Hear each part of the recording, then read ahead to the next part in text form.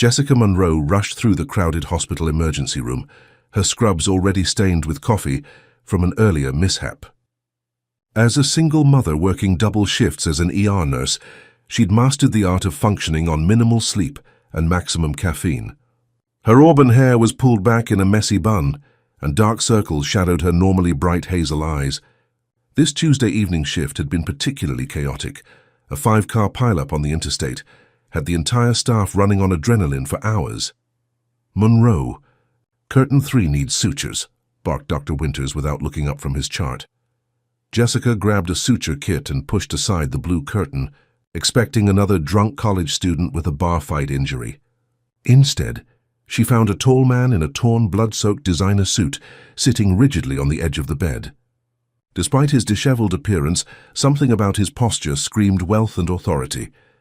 "Good evening, sir.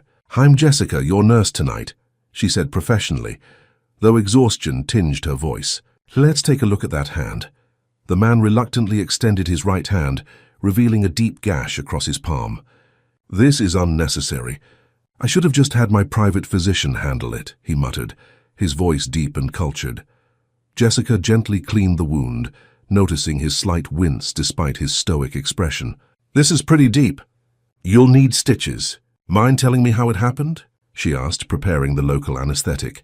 "Glass, broken window," he answered curtly, his piercing blue eyes fixed on the wall behind her. As she worked, Jessica felt his gaze shift to her. The intensity of it made her glance up, momentarily losing her professional detachment. His face was strikingly handsome, strong jawline, dark hair graying slightly at the temples, and those eyes that seemed to analyze everything in their path. "You have a good technique," he commented unexpectedly. "Most people would have made this more painful than necessary." Jessica smiled slightly. "I've had plenty of practice. The ER isn't known for its gentle cases." She tied off the last suture. "There, 8 stitches. You'll need to keep it clean and dry. Come back in 10 days to have them removed." He flexed his fingers cautiously. "Thank you, Nurse Monroe." The way he said her name, having clearly read her badge, sent an odd shiver down her spine. Before she could respond, her phone buzzed with a text from her babysitter. "Maddie has fever." 101.2 called twice. "Please call back ASAP." "Everything all right?" the man asked, noticing her sudden change in expression. "My daughter's sick," Jessica said distractedly, already mentally calculating how quickly she could get home. "I need to go," he said simply. Jessica blinked, surprised by his directness. "I need to finish your paperwork, and I'm sure someone else can handle it. Your child needs you." There was something commanding yet understanding in his tone that made Jessica nod gratefully. "Thank you. Take care of that hand," she said, already turning to find her supervisor. 20 minutes and one reluctantly granted emergency leave later, Jessica raced through the rain to her beat-up Honda. The engine sputtered twice before catching, and she drove the 15 minutes to her small rental house on the outskirts of town, worrying about 6-year-old Maddie the entire way. The babysitter, a college student named Tina, met her at the door with a worried expression. "She's been asking for you," she whispered. "I gave her some children's Tylenol about an hour ago." Jessica thanked Tina, paid her, and hurried to Maddie's bedroom. Her daughter lay curled up in her pink princess sheets, her blonde curls damp with sweat against her forehead. Jessica's heart clenched at the sight. "Mommy's here, sweetheart," she murmured, sitting on the edge of the bed and brushing back Maddie's hair. Maddie's eyes fluttered open, glassy with fever. "My tummy hurts," she whimpered. Jessica spent the night alternating between dozing in the chair beside Maddie's bed and checking her temperature. By morning, Maddie's fever had broken, but Jessica kept her home from school anyway. After calling in to use one of her precious few sick days, she collapsed onto the couch, watching her daughter drowsily eating cereal while watching cartoons. The doorbell rang unexpectedly at 9:17 a.m. Jessica frowned, not expecting anyone. When she opened the door, a smartly dressed woman stood on her porch holding a tablet. "Jessica Monroe?" the woman asked crisply. "Yes? I represent Mr. Nathan Blackwood. He asked me to deliver this to you personally." She handed Jessica a small, elegantly wrapped package. Jessica's confusion must have shown on her face because the woman added, "Mr. Blackwood was quite impressed with your care last night. He wanted to express his gratitude." The name sounded vaguely familiar, but Jessica couldn't place it. The man with the hand injury? That's really not necessary. I was just doing my job. The woman smiled politely. Mr. Blackwood insists. Good day, Miss Monroe. Jessica closed the door, turning the small package over in her hands. Inside was a beautiful silver watch with a note that simply read, Time is precious when you're raising a child alone. Thank you for sparing some of yours for me. NB, the watch looked expensive. Far too expensive for a simple thank you. How did he know she was a single mother? Jessica set it aside, unsure what to make of the gesture. She had barely given the mysterious Mr. Blackwood another thought when her day took another unexpected turn. At precisely noon, Jessica was startled by the sound of vehicles, many vehicles pulling up outside her house. Peering through the curtains, her jaw dropped. The entire street was filling with black cars, sleek, expensive sedans and SUVs that seemed to materialize from nowhere. She counted at least 20 before giving up. Mommy, what's happening? Maddie asked, pressing her face against the window. Are those all police cars? No, sweetie, they're just regular cars, Jessica answered, though there was nothing regular about the situation. Men in dark suits emerged from the vehicles, standing at attention beside them. Jessica's heart hammered against her ribs. Was this some kind of mistake? A federal raid on the wrong house? Before she could decide whether to call the police, a familiar figure emerged from the central vehicle, the man from last night, his injured hand now properly bandaged. The doorbell rang again, sending Jessica nearly jumping out of her skin. With trembling fingers, she opened the door to find Nathan Blackwood standing on her porch, looking considerably more put together than he had in the ER. His custom suit probably cost more than her monthly rent. Ms. Monroe, he said with a slight nod. I hope I'm not intruding. Jessica found her voice. What is this? Why are there... She gestured wildly at the street. 200 cars surrounding my house? A ghost of a smile touched his lips. Closer to 50, actually. My security team tends to be thorough. Security team? Jessica repeated weakly. Nathan Blackwood straightened, his imposing height filling her doorway. I believe I owe you a proper introduction. Nathan Blackwood, CEO of Blackwood Industries. The name clicked into place and Jessica felt the blood drain from her face. Blackwood Industries, the multi-billion-dollar technology and investment conglomerate. The man standing on her worn welcome mat was one of the richest people in the country. May I come in? He asked. I have a proposition that might interest you. Jessica hesitated, acutely aware of her messy living room, her daughter's toys scattered across the floor, and her own appearance, sweatpants and an old t-shirt, hair unbrushed. But curiosity won out over embarrassment. Yes, come in, she said, stepping aside. As Nathan Blackwood crossed her threshold, Jessica couldn't shake the feeling that her life was about to change irrevocably. What she didn't know was just how right she was, or the dangerous secrets that had brought this powerful man to her doorstep in the first place. Nathan Blackwood surveyed Jessica's modest living room with an expression she couldn't quite read. His tall frame seemed incongruous among her second-hand furniture and the colorful toys scattered across the carpet. Maddie peeked shyly from behind the couch, her large blue eyes fixed on the imposing stranger. You have a lovely home, he said, though the words sounded practiced rather than genuine. Jessica hurriedly cleared some laundry from the sofa. Please sit down. Can I offer you coffee? She winced internally at the thought of serving her cheap instant coffee to a man who probably drank brews flown in from exotic locations. No, thank you. He sat down carefully, his movements precise and controlled. His injured hand rested on his knee, the white bandage stark against his dark suit.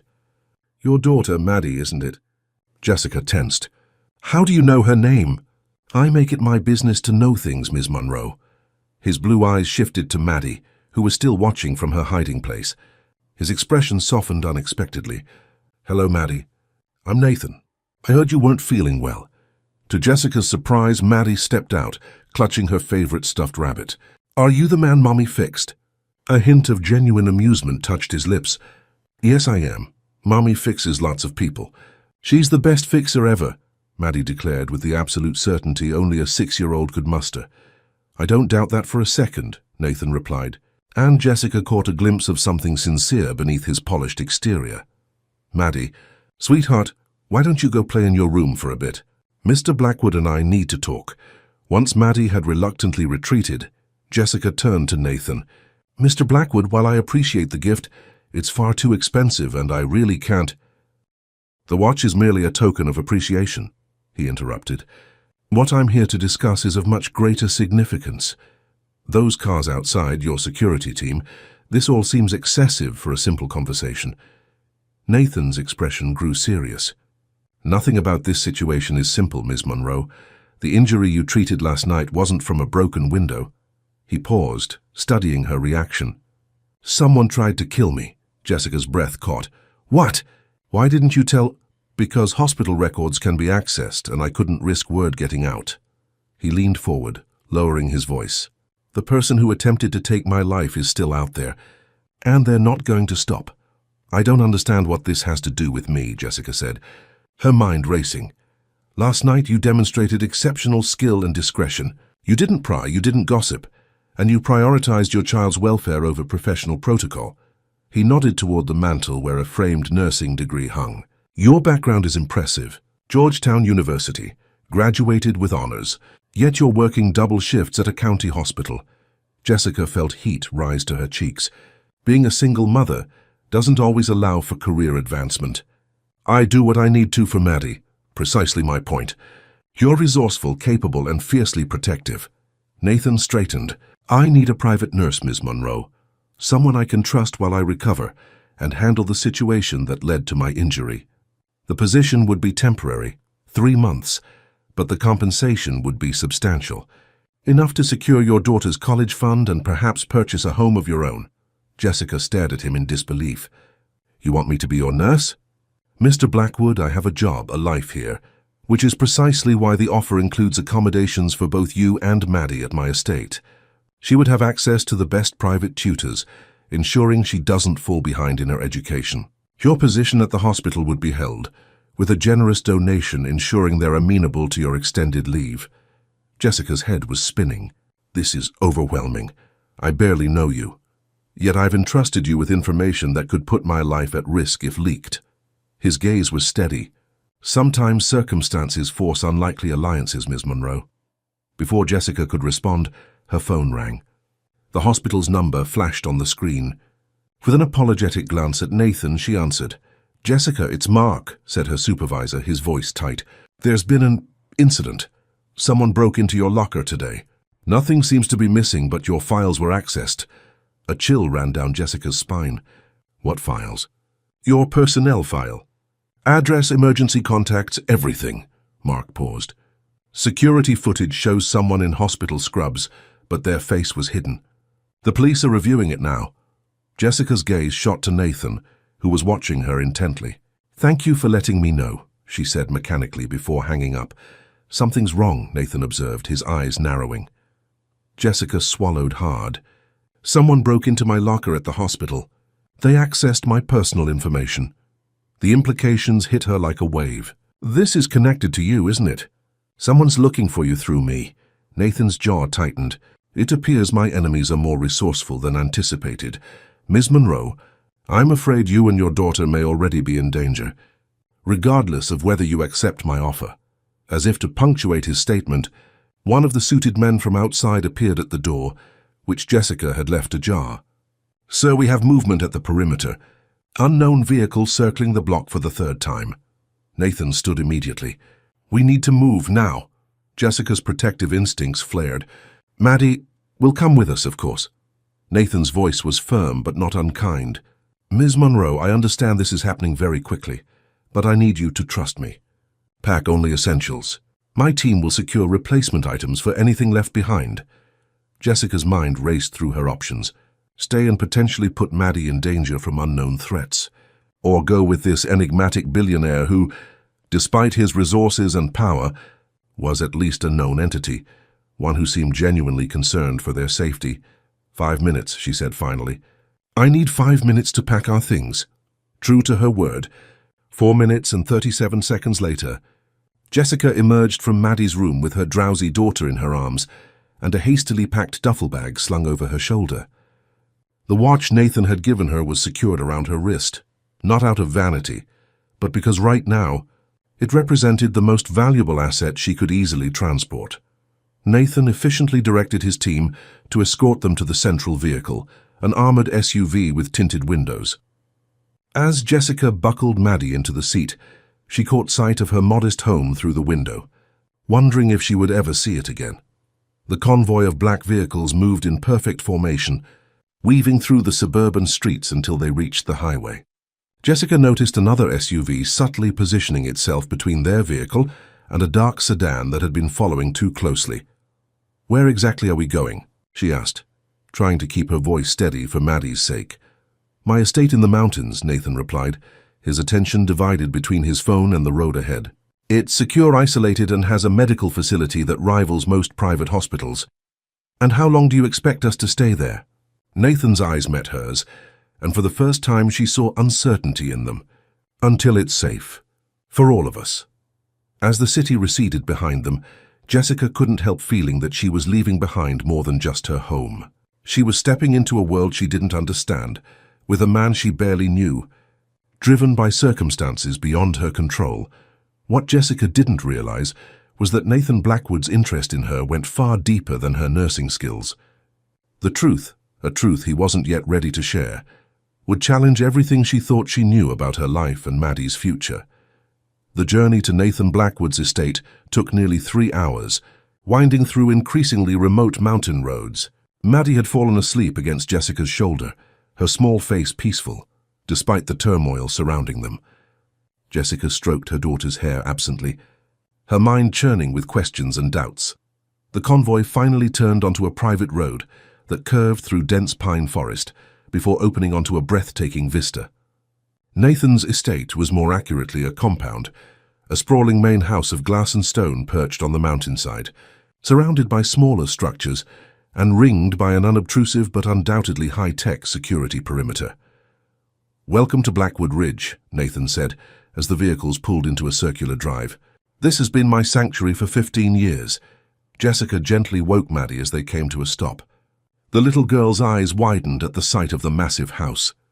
"Is this a castle, Mummy?" "Almost, sweetie," Jessica answered, attempting a reassuring smile. A team of staff emerged from the main house, efficiently unloading their meager belongings. A woman in her 50s with silver-streaked black hair approached them with a warm smile that contrasted with her crisp attire. "Mr. Blackwood, welcome home," she said, before turning to Jessica and Maddie. "I'm Mrs. Harrington, the house manager. You must be Ms. Monroe and Miss Madison. We've prepared rooms for you both in the East Wing." Jessica appreciated the woman's kind but professional demeanor. "Thank you. It's been a challenging day." "I can only imagine," Mrs. Harrington replied with genuine sympathy. "Perhaps you'd like to get settled before dinner." "I can show you to your rooms," Nathan nodded. "An excellent suggestion. I have matters to attend to in my office. We'll discuss your duties tomorrow morning, Ms. Monroe, after you've had time to rest." As Mrs. Harrington led them through the house, Jessica struggled to maintain her composure. The interior was a seamless blend of luxury and technology, soaring ceilings, museum-quality art, and subtle evidence of advanced security systems everywhere she looked. Their rooms exceeded any hotel suite Jessica had ever seen. Maddie's adjoining room had clearly been hastily but thoughtfully prepared for a child, with books, art supplies, and even a teddy bear placed on the bed. How did they know what to prepare for a 6-year-old girl? Jessica asked Mrs. Harrington quietly. The older woman smiled. "Mr. Blackwood is nothing if not thorough. Ms. Monroe, once he decided to bring you here, he ensured we would be ready." After Mrs. Harrington left them to settle in, Jessica sat on the edge of her bed, the reality of their situation finally hitting her. 24 hours ago, she had been an overworked nurse struggling to make ends meet. Now she was in the mountain retreat of one of the most powerful men in the country, running from unknown threats. "Mommy, look," Maddie called from the bathroom. "The bathtub has special lights in it." Jessica managed to smile. At least Maddie was adapting quickly, treating this as an unexpected adventure rather than a frightening upheaval. After a luxurious dinner served in a private dining room, Jessica tucked Maddie into bed, promising that things would make more sense in the morning. Once she was sure her daughter was asleep, Jessica slipped out to explore. The house was quiet, most of the staff having retired for the evening. She found herself drawn to a soft light emanating from a room at the end of a long hallway. The door was partially open, revealing a vast library with floor-to-ceiling bookshelves and a crackling fireplace. Nathan stood by one of the windows, gazing out at the moonlit mountains, a glass of amber liquid in his uninjured hand. He sensed her presence immediately. "Can't sleep?" he asked without turning. "There's too much I don't understand," Jessica replied, stepping into the room. "About why we're here, about who's after you. About you." Nathan turned to face her, the firelight casting dramatic shadows across his features. "What would you like to know, Ms. Monroe?" "Jessica," she corrected. "If I'm going to be living in your home and caring for your injury, I think we can dispense with formalities." A slight smile touched his lips. "Jessica, then." She moved closer, her nurse's instinct drawing her attention to the bandage on his hand. "How's the wound?" "Painful but manageable." Jessica nodded toward a nearby chair. "May I?" Nathan sat, extending his hand to her. She carefully unwrapped the bandage, examining her handiwork from the previous night. The stitches were holding well, but the surrounding tissue was red and warm to the touch. "It's showing early signs of infection," she noted professionally. "Do you have a medical kit somewhere? I should clean this and apply a proper antibiotic." "There's a fully equipped medical room down the hall," Nathan replied. "Mrs. Harrington can show you in the morning." Jessica rewrapped the bandage temporarily. "You should have mentioned the pain, especially since my job here is supposedly to be your nurse."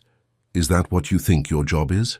Nathan asked, his blue eyes studying her with an intensity that made her uncomfortable. "Isn't it? You offered me a position as your private nurse." Nathan set down his glass. "I needed a reason to bring you here that wouldn't raise questions. Your nursing skills are valuable, certainly, but they're not why you're here." Jessica felt a chill run down her spine. "Then why am I here, Mr. Blackwood?" Nathan stood and walked to a desk, retrieving a folder. "What do you know about Maddie's father?" The question caught Jessica off guard. "He's not in the picture." "Never has been."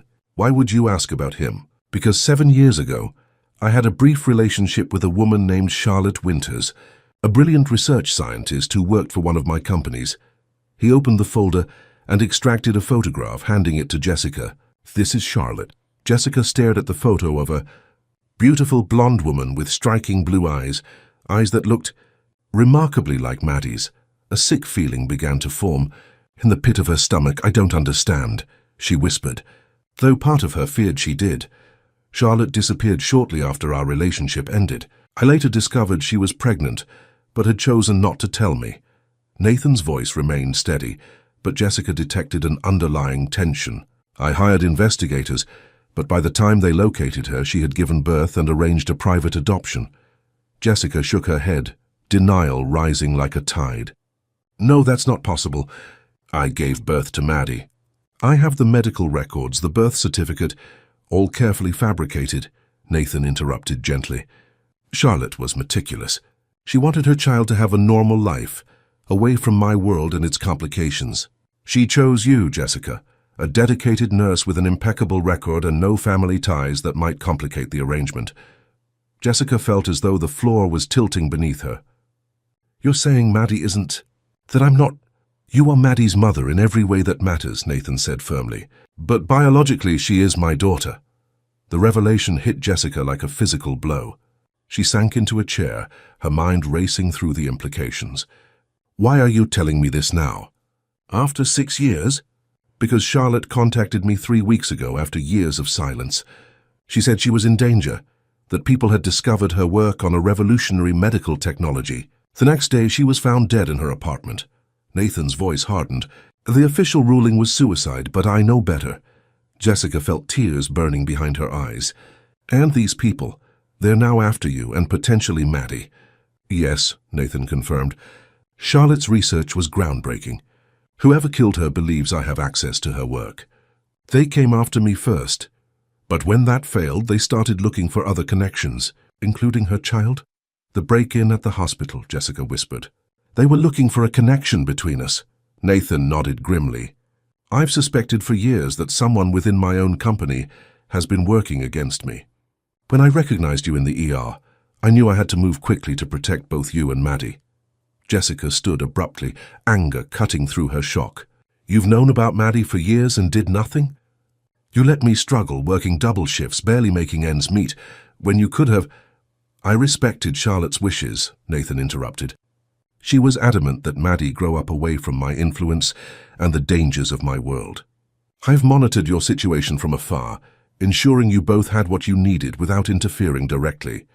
Those aren't your decisions to make. Jessica's voice rose. You had no right to keep this from me. No, I didn't, Nathan agreed, surprising her. And I'm sorry for that. But right now we need to focus on keeping Maddie safe. Everything else can be addressed once the immediate threat is neutralized. Jessica struggled to process everything, her world tilting on its axis. The child she had raised, loved, and sacrificed for was not biologically hers.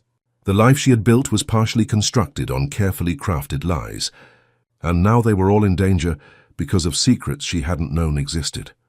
I need time, she said finally, her voice barely above a whisper. I need to think, Nathan nodded. Of course. But Jessica... He hesitated, an uncharacteristic vulnerability in his expression.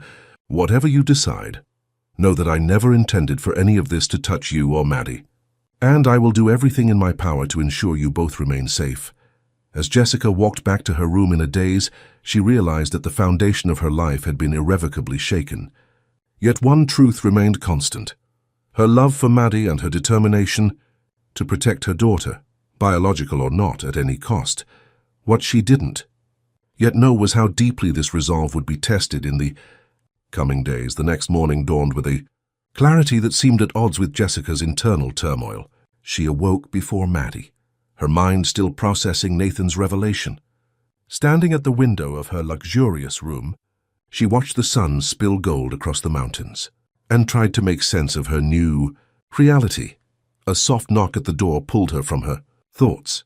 Mrs. Harrington stood in the hallway with a tablet in hand. Good morning. Ms. Monroe, I hope you slept well, the house manager said, though her expression suggested she knew sleep had been elusive. Mr. Blackwood asked me to show you the medical facilities and brief you on today's schedule. Jessica glanced back at Maddie's door. My daughter, Miss Madison, will be perfectly safe. We've arranged for a tutor to spend the morning with her. Mrs. Jenkins is excellent with children and has full security clearance. With reluctance, Jessica followed Mrs. Harrington through the sprawling house to a wing she hadn't seen the previous night. The medical suite was astonishing, a fully equipped facility that would make most hospitals envious. Mr. Blackwood established this after his skiing accident 3 years ago, Mrs. Harrington explained. He prefers to handle medical matters privately. Jessica ran her fingers over the state-of-the-art equipment. This is well extensive. Mr. Blackwood will meet you here at 10 to have his wound examined, Mrs. Harrington continued. In the meantime, he suggested you might want to review these. She handed Jessica the tablet. On the screen was a medical file labeled Madison Elizabeth Monroe. Jessica's hand trembled slightly as she took it. Thank you, she managed. Already scrolling through the document, Mrs. Harrington paused at the door. Mr. Blackwood values directness, Ms. Monroe. If you have questions, ask them. He respects honesty above all else. With that cryptic advice, she departed. Alone in the sterile brightness of the medical suite, Jessica immersed herself in Maddie's file. The DNA results confirming Nathan's paternity were there, along with detailed medical history, information about Charlotte Winters' pregnancy, Maddie's birth, and the carefully orchestrated adoption that had led Jessica to believe she had given birth to her daughter. The precision of the deception was breathtaking. Charlotte Winters had engineered every detail, from the selection of Jessica as an adoptive mother to the falsified medical records. Yet one question remained unanswered. Why had Charlotte gone to such extraordinary lengths? At precisely 10 o'clock, Nathan entered the medical suite, his expression guarded. I trust you found the information illuminating, he said, nodding toward the tablet. Illuminating isn't the word I'd choose, Jessica replied, setting the device aside. Sit down. I need to check your hand. Nathan complied, and they fell into an uneasy professional rhythm as Jessica removed the bandage and examined the wound. She worked in silence, cleaning the infection that had begun to develop and applying a more advanced antibiotic ointment from the well-stocked supplies. The infection is mild, she noted clinically, but you'll need to be careful. Hand injuries can deteriorate quickly. Nathan watched her work. You're angry, wouldn't you be? Jessica secured a fresh bandage. My entire life with Maddie is based on a lie. Not the part that matters, Nathan countered. Your love for her is real. Your care for her is real. Jessica met his gaze directly. Charlotte's file doesn't explain why. Why me? Why all this deception? Nathan flexed his fingers carefully, testing the new bandage. Charlotte was brilliant but paranoid. She believed her research made her a target. She wanted her child, our child, to have a normal life, away from both the privilege and the danger that comes with my world. And you just accepted that. Never tried to find your own daughter. I respected Charlotte's wishes until it became clear her fears were justified. Nathan's expression hardened. 3 weeks ago, Charlotte contacted me in a panic. She said she'd discovered someone had been accessing her secure research servers. The next day she was dead. Jessica absorbed this information. The person who tried to kill you. They're after Charlotte's research? Yes, and they believe I now have access to it. Nathan stood, moving to the window.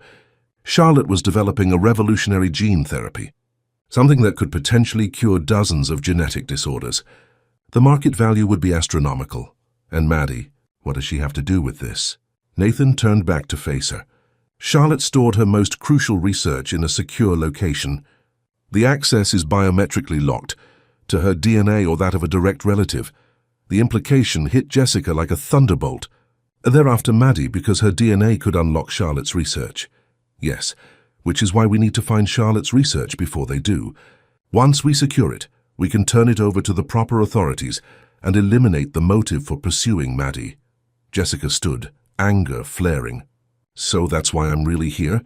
To help you use my daughter, your daughter, to unlock some valuable research? No, Nathan said firmly. You're here because you and Maddie need protection. And because I believe Charlotte would have trusted you with this information. She chose you, Jessica. Out of countless potential candidates, she selected you to raise our daughter. Before Jessica could respond, an alarm blared through the building. Nathan immediately moved to a panel on the wall, pressing his palm against a scanner. A security feed appeared, showing multiple angles of the estate perimeter. Someone's breached the outer sensors, he said, his voice shifting to a commanding tone. We need to move you and Maddie to the secure room. Jessica's heart raced. Where is she? With Mrs. Jenkins in the East study. Come with me. They moved swiftly through the house, security personnel appearing from seemingly nowhere to take positions throughout the property. Nathan led Jessica to the study, where they found Maddie happily working on a math lesson with a kind-faced older woman. Mr. Blackwood, Mrs. Jenkins acknowledged, her calm demeanor at odds with the alarm still sounding. Is there a problem? A security protocol. Nathan replied smoothly. Madison needs to come with us now. Maddie looked up, her blue eyes, Charlotte's eyes, Jessica now realized, widening with concern. Mommy, is something wrong? Jessica forced a reassuring smile. Just a little security drill, sweetheart. We're going to a special room for a bit. Like a game of hide-and-seek, Nathan led them through a series of corridors to a reinforced door that opened to reveal a comfortable living space, a panic room disguised as a cozy den. You'll be safe here, he assured them. The room is fortified, with independent air supply and communications. I need to coordinate with security, but I'll return shortly. Once alone with Maddie, Jessica struggled to maintain her composure. She engaged her daughter with books and games from the well-stocked shelves, all while straining to hear any sounds from outside their secure sanctuary. Nearly an hour passed before the door opened again. Nathan entered, his expression grim, a small cut visible on his forehead. The situation is contained, he announced. One of my security team was compromised. They let in 3 armed intruders, but we've neutralized the threat. Neutralized? Jessica whispered, mindful of Maddie's presence. They've been detained and are being questioned, Nathan clarified. He knelt to Maddie's level. You were very brave today, Madison. Maddie looked at him curiously. So you got hurt again, she observed, pointing to his forehead. Something softened in Nathan's expression. Just a scratch. Nothing compared to what your mother had to fix before, Maddie smiled. And Jessica was struck by how much her daughter's smile resembled Nathan's, a connection she'd never noticed before, but now seemed obvious. It's clear we can't stay here, Nathan said to Jessica as they left the panic room. The estate is secure, but if one team member was compromised, others could be too. We need to go somewhere unexpected, somewhere only I know about. And where is that? Jessica asked. her arm protectively around Maddie's shoulders. "Charlotte's research facility. It's remote, hidden, and the last place anyone would expect us to go." Nathan's gaze was steady. "It's time to end this, Jessica. For Maddie's sake." The journey to Charlotte's hidden laboratory took them across state lines, traveling in unmarked vehicles with a reduced security detail Nathan personally vetted. Throughout the tense drive, Jessica observed Nathan's interactions with Maddie, noting the gentle way he answered her questions, and his patience with her curiosity, traits she wouldn't have expected from the stern businessman she'd first encountered. The research facility was disguised as an unremarkable cabin deep in the national forest. Inside, however, was a state-of-the-art laboratory hidden behind false walls and biometric locks. "This is where Charlotte did her most important work," Nathan explained as they entered the main lab, "and where she stored the culmination of her research." A sleek console dominated the center of the room, its surface featuring a hand scanner. Nathan approached it, then hesitated, turning to Jessica and Maddie. "Madison," he said gently, "I need your help with something very important. Would you place your hand on this screen? It's like a special game your birth mother, created." Jessica tensed. "Nathan, I don't think—" "We need to secure Charlotte's research before anyone else can access it," Nathan interrupted. "Once we have it, we can ensure Maddie's safety permanently." With reluctance, Jessica nodded to Maddie, who placed her small hand on the scanner. The console hummed to life, lights flickering across its surface. "Access confirmed." "Welcome, genetic inheritor," announced a computerized voice. A hidden compartment slid open, revealing a small external hard drive and a sealed envelope. Nathan retrieved both items, a look of relief washing over his features. "This is it. Charlotte's complete research and, I suspect, evidence of who was threatening her." As he examined the hard drive, Jessica noticed Maddie yawning. The events of the day had clearly exhausted her. Nathan saw it too, and immediately led them to a comfortable living area adjacent to the lab. "You can rest here while I verify the data," he said. "This facility is completely secure." Once Maddie was asleep on a small sofa, Jessica joined Nathan in the lab. He was reading a handwritten letter, his expression grave. "Charlotte knew exactly who was after her research," he said, handing Jessica the letter. "My own COO, James Westfield." She included evidence of his communications with pharmaceutical competitors, planning to steal her work and eliminate anyone who knew about it. Jessica scanned the letter, a chill running through her as she read Charlotte's precise documentation of the conspiracy against her. "With this evidence, I can have Westfield arrested," Nathan continued. "The threat to you and Maddie will be eliminated." "And then what?" Jessica asked quietly. "We just go back to our lives as if none of this happened? Pretend you never found us?" Nathan was silent for a moment. "That depends on you, Jessica. Charlotte chose you to be Maddie's mother. I won't interfere with that, but—" He hesitated, vulnerability showing through his usually controlled demeanor. "I'd like to be part of her life, if you'll allow it." Jessica studied the man before her, a powerful billionaire who had upended her world in the span of a few days, yet who clearly cared deeply for the daughter he'd never known. "She deserves to know her father," Jessica said finally. "But this has to be on terms that put her well-being first. No more secrets, no more danger." Nathan nodded solemnly. "I promise." True to his word, Nathan used Charlotte's evidence to have James Westfield arrested within days. The research was secured with reputable scientific institutions, ensuring it would benefit humanity, as Charlotte had intended. As for Jessica and Maddie, they found themselves beginning a new chapter. Nathan purchased a comfortable home for them near the city, close enough for him to be a regular presence in Maddie's life, but maintaining the normalcy Jessica insisted upon. The transition wasn't without challenges, but over time, they established a new kind of family dynamic, built on honesty and mutual respect. 6 months later, Jessica stood in the backyard of their new home, watching as Nathan taught Maddie how to fly a kite in the spring breeze. The journey that had begun with a simple act of bandaging a stranger's hand had transformed all their lives in ways she could never have imagined. "Mommy, look how high it is," Maddie called excitedly, her hand securely in Nathan's as they guided the kite together. Jessica smiled, joining them on the grassy hill. Nathan's eyes met hers over Maddie's head, conveying a depth of gratitude and respect that had grown between them. "I was thinking," he said carefully, "about that medical clinic you wanted to establish for underserved communities. I've had my foundation draft some preliminary plans."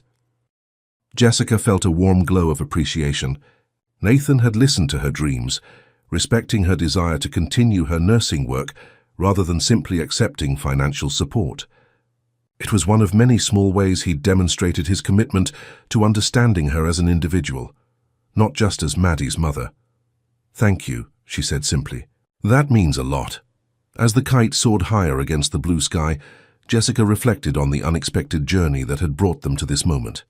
From a harried nurse treating a mysterious patient to a mother rebuilding her life around newly discovered truths, she had faced each challenge with the same strength and determination that had first caught Nathan's attention. The truth had indeed set them free, not just from danger, but from the isolation that had defined both their lives before. And in that freedom, they had found something none of them had truly expected: a family forged not by biology alone, but by choice, trust, and the courage to begin again.